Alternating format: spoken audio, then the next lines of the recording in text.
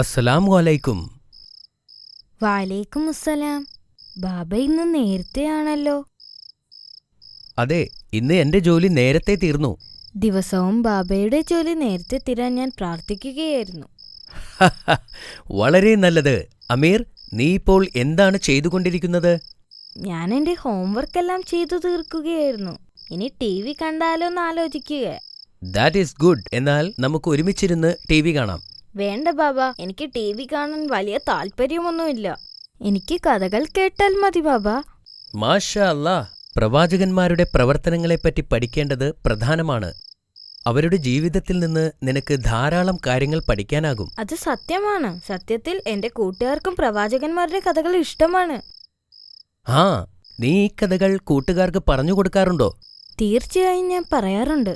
പ്രവാചകന്മാരുടെ കഥകൾ പറയാൻ അവരെപ്പോഴും ആവശ്യപ്പെടും.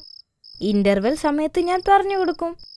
മാഷാ അല്ലാ, നീ മിടുക്കനായൊരു കുട്ടിയാണ്. ഇന്ന് എനിക്ക് മറ്റൊരു നബിയുടെ കഥ പറഞ്ഞു തരാമോ? ഇൻഷാ അല്ലാ, ശരി, പറയാം. കഴിഞ്ഞ ദിവസം ഞാൻ ആരുടെ കഥയാണ് പറഞ്ഞു തന്നത്? ഇന്നലെ ബാബ സുലൈമാൻ നബി അലൈഹിസ്സലാമിന്റെ കഥയാണ് പറഞ്ഞു തന്നത്.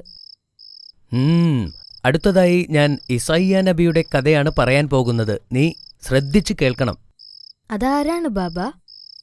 ദാവൂദ് നബിയുടെ കാലശേഷം ജീവിച്ചിരുന്ന പ്രവാചകനാണ് അദ്ദേഹം. ഈസാ നബി ജനിക്കുന്നതിന് മുമ്പേ തന്നെ അദ്ദേഹത്തെക്കുറിച്ച് പ്രവചിച്ചവരിൽ ഒരാളാണ് ഇസയ്യ നബി അലൈഹിസ്സലാം. ഇനി നമുക്ക് കഥയിലേക്ക് കടക്കാം. ബിസ്മില്ലാ.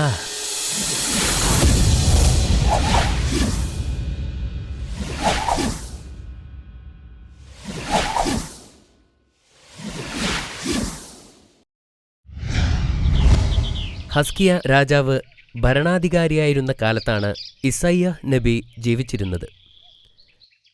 ഹസ്കിയ ഒരു നല്ല രാജാവായിരുന്നു. അദ്ദേഹം അല്ലാഹുവിൽ വിശ്വസിച്ചിരുന്നു.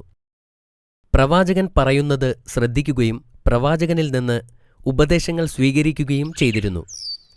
നല്ല ഒരു രാജഭരണത്തിന് കീഴിൽ രാജ്യം സമൃദ്ധമാവുകയും ആളുകൾ അദ്ദേഹത്തെ ഇഷ്ടപ്പെടുകയും ചെയ്തിരുന്നു. ഒരു ദിവസം രാജാവ് കാലിന് അസുഖം ബാധിച്ച് കിടപ്പിലായി. ഈ സമയത്താണ് ഞെട്ടിക്കുന്ന ആ വാർത്ത കേട്ടത്.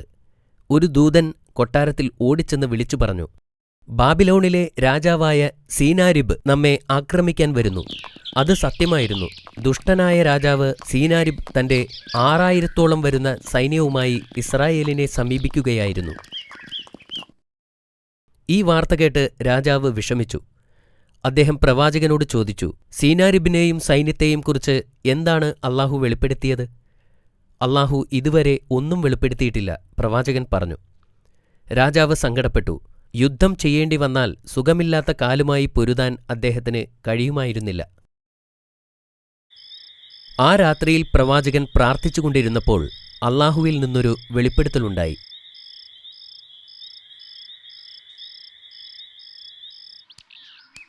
ഈ സന്ദേശം രാജാവിനെ അറിയിക്കാൻ അദ്ദേഹം കൊട്ടാരത്തിലേക്ക് പോയി. ഹസ്കിയയുടെ മരണം അടുത്തിരിക്കുന്നുവെന്നും അതുകൊണ്ട് ഒരു പിൻഗാമിയെ നിയമിക്കണം എന്നും അല്ലാഹു പ്രവാചകനോട് പറഞ്ഞതായി പ്രവാചകൻ രാജാവിനോട് പറഞ്ഞു. പ്രവാചകൻ ഇത് അദ്ദേഹത്തോട് പറഞ്ഞപ്പോൾ രാജാവ് ഖിബലയിലേക്ക് തിരിഞ്ഞു. ആത്മാർത്ഥതയോടെ പ്രാർത്ഥിക്കാൻ തുടങ്ങി. ലോകനാഥനായ അല്ലാഹുവേ, ഞാൻ ചെയ്യുന്നതിനേക്കാൾ നന്നായി നിനക്കറിയാം. എന്റെ രഹസ്യവും പരസ്യവുമെല്ലാം നിന്നോടൊപ്പമാണ് എന്നദ്ദേഹം പ്രാർത്ഥിച്ചു. ഹസ്കിയയുടെ ആത്മാർത്ഥമായ പ്രാർത്ഥന കേട്ടപ്പോൾ അല്ലാഹുവിന് അദ്ദേഹത്തോട് കരുണ തോന്നി. അന്നു രാത്രി പ്രവാചകൻ പ്രാർത്ഥിക്കുമ്പോൾ അല്ലാഹുവിന്റെ സന്ദേശമുണ്ടായി. ഹസ്കിയയുടെ ജീവൻ 15 വർഷത്തേക്ക് കൂടി നീട്ടിയിരിക്കുന്നു. അതിന് അത്തിപ്പഴത്തിന്റെ നീര് രാജാവിന്റെ കാലിലെ മുറിവിൽ തേച്ചു കൊടുക്കണമെന്നാവശ്യപ്പെട്ടു. കൂടാതെ രാജാവിനെ ശത്രുക്കളിൽ നിന്ന് രക്ഷപ്പെടുത്തുമെന്നും അല്ലാഹു വെളിപ്പെടുത്തി. പിറ്റേന്ന് പ്രവാചകൻ ഈ സന്തോഷവാർത്ത അറിയിക്കാൻ രാജാവിന്റെ അടുത്തേക്ക് ഓടിപ്പോയി.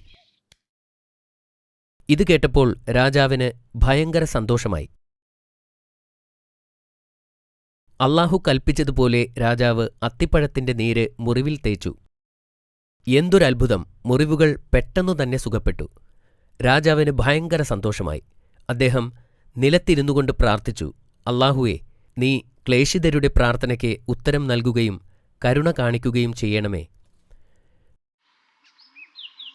പിറ്റേ ദിവസം തന്റെ പടയാളികൾ നിലത്ത് മരിച്ചു കിടക്കുന്നത് കണ്ട് സീനാരിബ് ഞെട്ടിപ്പോയി.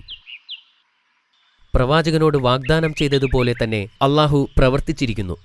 രാജാവും അയാളുടെ 5 കൂട്ടാളികളുമൊഴിച്ച് മറ്റൊരാൾ പോലും അവരിൽ ജീവിച്ചിരിപ്പില്ല. ഹസ്കിയ രാജാവ് അവരെ തടവിലാക്കി തന്റെ രാജ്യത്തേക്ക് കൊണ്ടുപോയി. രാജാവ് സീനാരിബിനെയും കൂട്ടാളികളെയും 2 കൈയും പുറകിൽ കെട്ടി തൂണിൽ 70 ദിവസത്തോളം കെട്ടിയിട്ടു.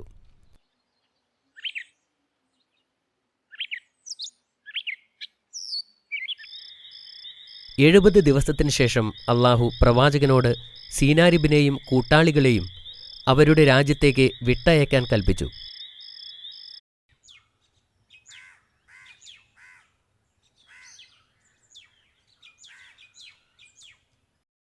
ഈ വിവരം രാജാവിനെ അറിയിച്ചപ്പോൾ ഉടൻ തന്നെ അവരെ വിട്ടയച്ചു.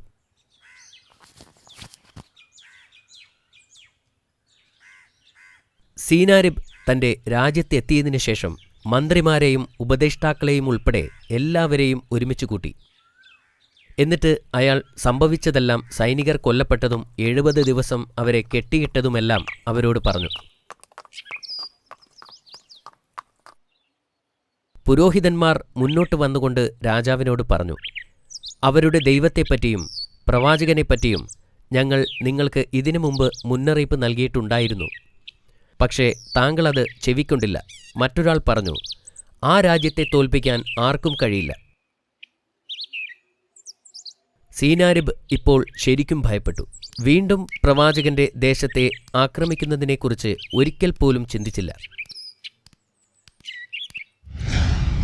മാഷാ അല്ലാ, ഈ കഥ എനിക്ക് വളരെ ഇഷ്ടപ്പെട്ടു. നിനക്ക് ഇഷ്ടപ്പെട്ടതിൽ എനിക്ക് അതിയായ സന്തോഷമുണ്ട്.